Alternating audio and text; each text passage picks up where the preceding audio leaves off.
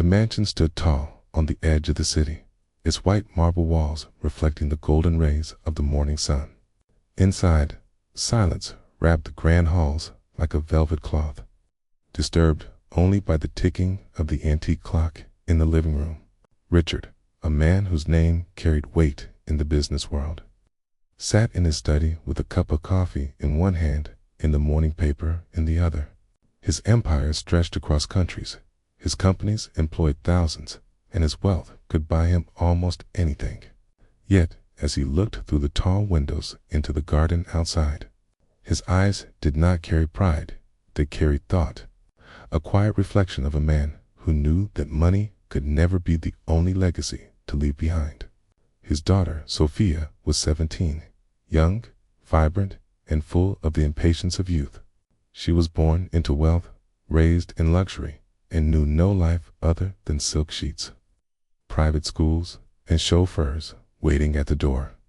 Richard loved her dearly, but often worried that she mistook privilege for value.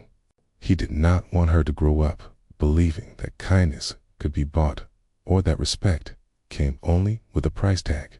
He wanted her to understand that the true richness of life was not measured in gold or estates, but in the way one touched the lives of others.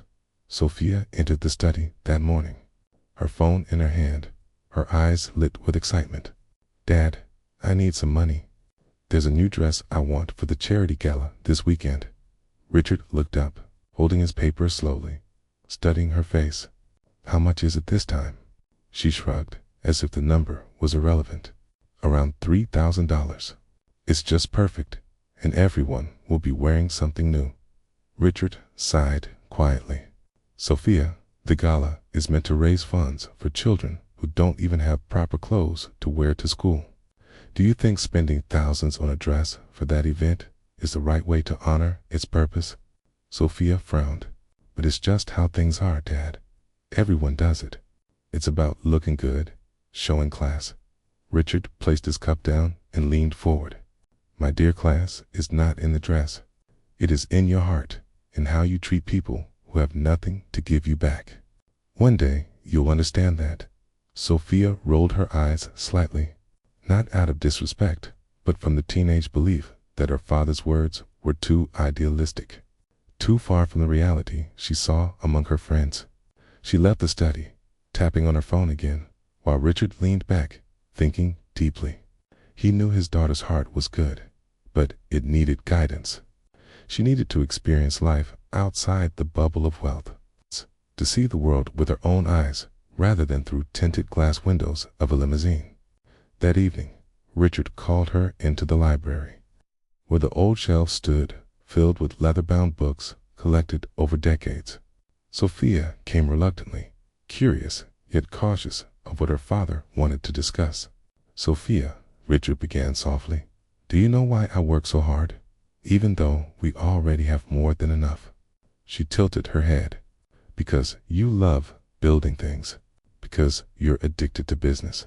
Richard smiled faintly. "Not just that. I want to leave behind more than money. I want to leave behind values, a name that stands for kindness, not just wealth. That's why our family is respected, not for our riches, but for how we've chosen to use them." Sophia looked unconvinced, so Richard continued. "Tomorrow, you will come with me. No excuses. I want to show you something." She groaned. "Dad, I have plans," but one look at his steady eyes made her stop. She knew when her father had made up his mind. The next morning, instead of the usual drive to her private school, Sophia found herself in a different part of the city. The car drove past tall buildings and elegant streets, and soon the scenery changed into narrow lanes, small shops, and crowded sidewalks. She had rarely been in this part of town. Richard stepped out of the car, and she followed hesitantly, clutching her designer bag, close as curious eyes of street vendors and children turned toward them. Richard led her to a small building with peeling paint and broken steps.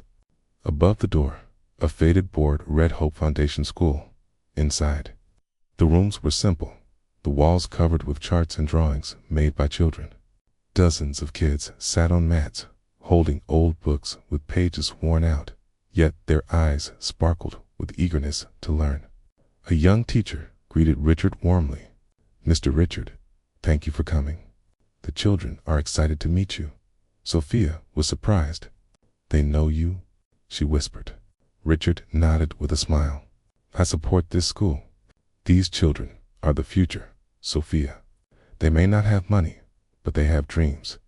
The children gathered around, their laughter filling the room like music. One little girl, no older than 8, handed Richard a paper flower she had made. "This is for you, sir, for helping us." Richard accepted it with the grace of a man receiving a diamond. He crouched to the child's level, thanking her sincerely. Sophia watched, struck by the purity of the gesture.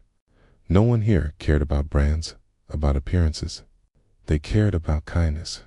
One boy tugged at Sophia's dress, asking, "Are you his daughter?" "You're so lucky." She looked down at him, his wide smile revealing a missing tooth, his clothes patched in places.